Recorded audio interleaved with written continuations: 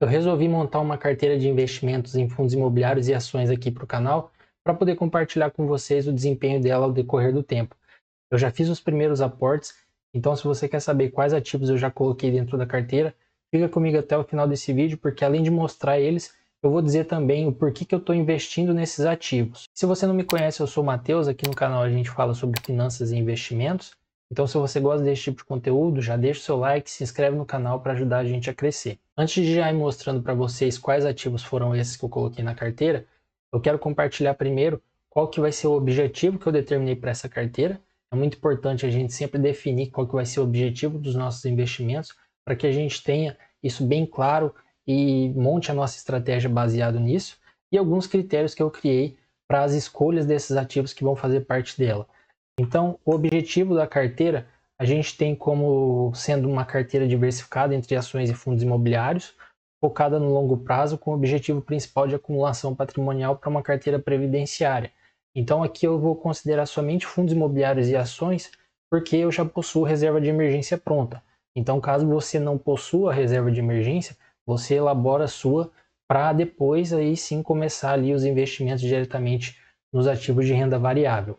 Os aportes eles vão ser mensais, no valor de R$300, e conforme eu for conseguindo ter receita aqui do YouTube também, futuramente, essa receita vai passar a compor os aportes. E os critérios que eu vou considerar aqui para os fundos imobiliários são o IPO, pelo menos 3 anos, então ele tem que estar há pelo menos 3 anos listado na Bolsa de Valores, uma gestão transparente por parte ali dos gestores dos fundos, emissão pró-cotista, então emissões ou no VP ou acima do VP, a qualidade dos ativos que compõem o fundo, ter também uma vacância controlada, uma diversificação de carteira também, um patrimônio líquido acima de 300 milhões, para a gente não ficar com fundos também muito pequenos, que gera ali baixa liquidez dentro da carteira, e o percentual de fundos imobiliários que esses fundos vão ter dentro da carteira, porque hoje a gente tem muitos fundos de papéis e de tijolos também que estão comprando muitos outros FIIs, e isso acaba me incomodando um pouco, então é um critério básico aqui da nossa carteira. E já nas ações, IPO pelo menos de 5 anos,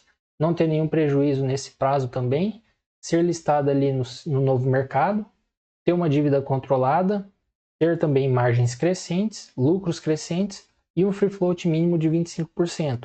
O free float ele é a participação da empresa que está sendo disponibilizada para negociação na Bolsa de Valores. Então, quando ele é muito baixo, quer dizer que ele está concentrado ali nos controladores, e isso pode gerar algum conflito de interesse, algum problema de gestão futuramente. E não é só passar nos critérios básicos que vai dizer se o ativo vai ou não para dentro da carteira.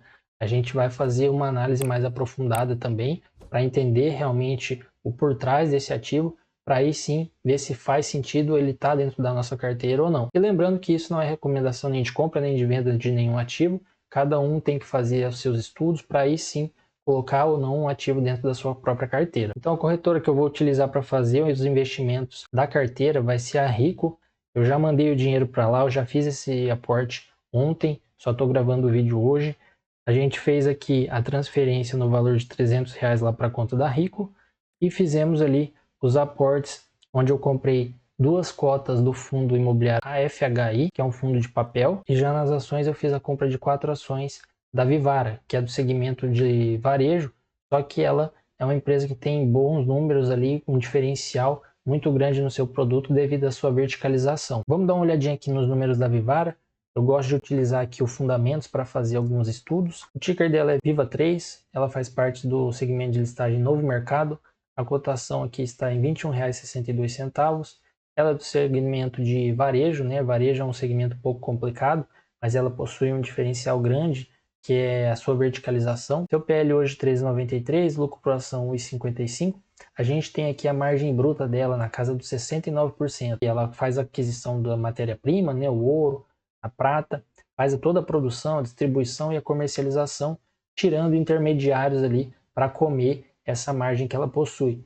Então por isso que ela tem uma margem muito elevada, e isso é bem vantajoso, que em épocas de crise ela consegue trabalhar os valores das suas peças para acabar impactando ali um pouco menos nos seus resultados caso a empresa venha passar por alguma dificuldade. A gente tem aqui também que ela possui uma dívida líquida negativa, então ela não possui dívida. A gente pode ver uma receita crescente, a gente tem aquela margem ali na faixa dos 70%, o EBITDA crescendo também, e o lucro aqui também crescendo. Quando a gente olha o trimestral dela, a gente pode ver que ela é até um pouco sazonal.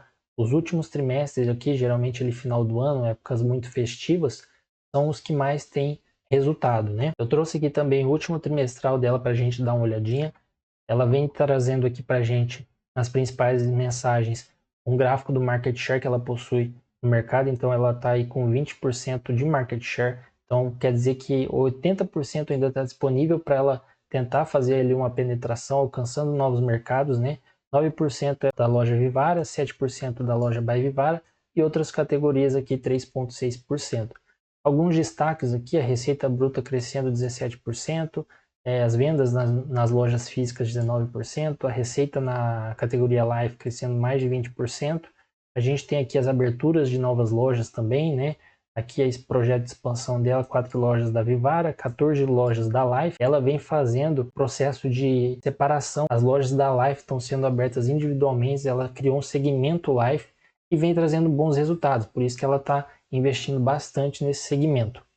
Aqui a gente tem os principais destaques financeiros, então a receita bruta crescendo 17%, a líquida 13%, Same Store Sales, que são as vendas nas mesmas lojas, crescendo aqui também em relação ao primeiro trimestre do ano anterior.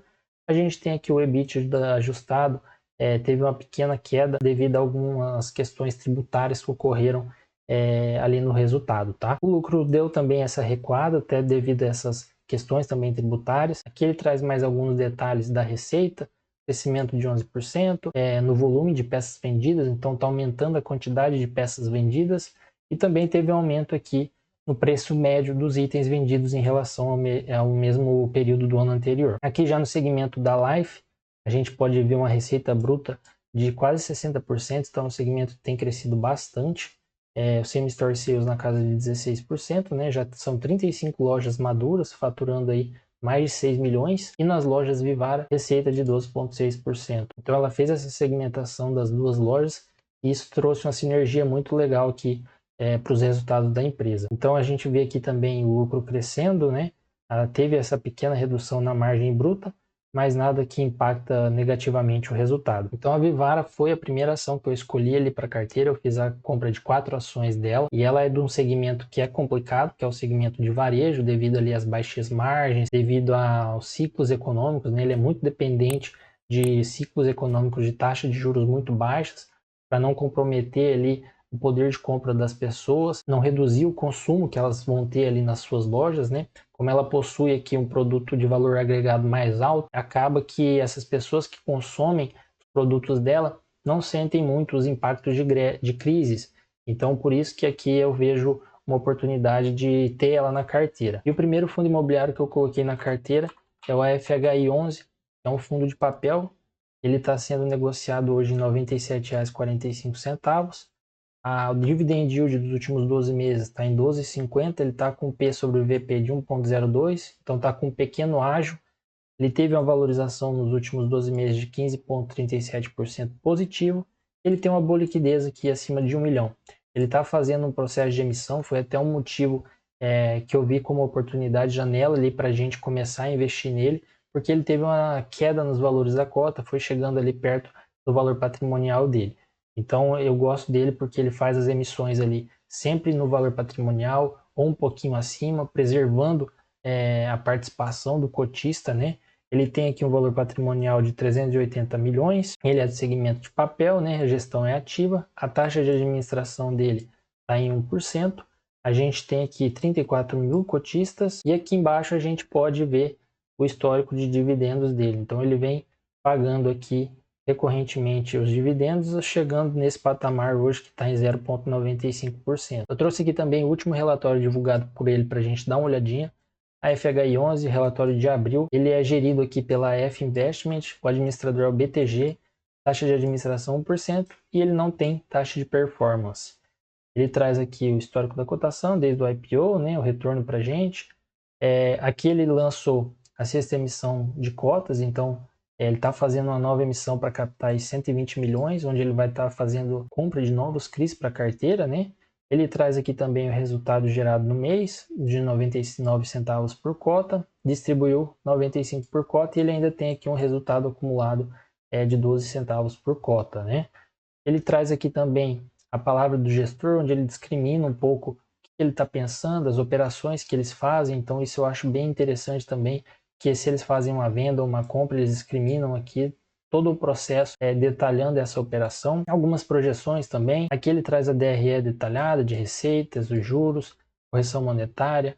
Aqui o resultado acumulado por cota gerado no mês, bastante detalhado. Aqui ele trouxe também um gráfico dizendo que teve um crescimento de cotistas no fundo de 6,29%. Tem uma tabela de sensibilidade aqui também, a volume de negociações no mercado, e aqui a composição da carteira, onde o principal ativo corresponde a 6,60%. Então é bem diversificado aqui, mitigando o nosso risco quando a gente investe em fundos de papéis, né, para não ter uma concentração muito elevada em somente um ativo. Ele possui um mix de indexadores, então a carteira da parte em IPCA+, parte em CDI+, a taxa média em IPCA 7,95 e em CDI 4,36, então ele é um middle risk que a gente fala, né, um fundo de risco médio. A gente tem aqui as alocações, né, por indexadores, a gente tem também por instrumento, que é o CRI no caso, praticamente, tem um pouco aqui em caixa somente. Por tipo de risco, então, pulverizado 44%, contratual a 38% e corporativo 17%. Então, ele tem a maior parcela aqui do risco dele em ativos high grade, né, que são ativos com risco menor, e tem 33% no high yield, e aqui é onde ele vai buscar ali melhores rendimentos, né? Aqui as alocações por segmento, então, incorporação 37%, varejo 18%, shopping 8%, e assim vai, não tem uma concentração muito grande em determinado ativo. Aqui em incorporação a gente tem vários ativos ali que pulverizam a carteira dele. Securitizadora também, 34% Europeia, 26% em Virgo, Tru 16%, e por série, majoritariamente aqui, ativos de série única. E aqui por fim ele detalha todas as operações. Então a gente tem aqui CRI Alphaville, CRI Direcional, que é uma empresa listada na Bolsa de Valores, né? A gente tem também a Redditor, que também é listada na Bolsa de Valores. São grandes empresas aí que ele faz a aquisição desses CRI. Então nesse primeiro aporte a carteira ficou com esses dois ativos. Eu tinha mandado R$300 lá para Rico, só que o aporte ficou um pouco menor, deu esse valor de R$281. O saldo que sobrou eu vou jogar para o próximo aporte. Ela está aqui com a diversificação em 30% em ações, 69% em fundos imobiliários. São 4 ações da Vivara. O preço médio ficou em R$22 e o saldo total R$ 86,48. Já aqui nos fundos imobiliários foram 2 cotas do AFHI11 com preço médio de R$ 97. Eu pretendo aumentar essa parcela de ações, só quis aproveitar aqui o momento que a gente está para fazer a compra dessas 2 cotas do AFHI, que é um fundo que eu já vinha acompanhando e já queria colocar dentro de uma carteira. Então pelo vídeo de hoje é isso, pessoal. Se você gostou, deixa o seu like, se inscreve no canal para ajudar a gente a crescer e comenta aí quais são os ativos que você mais gosta na sua carteira.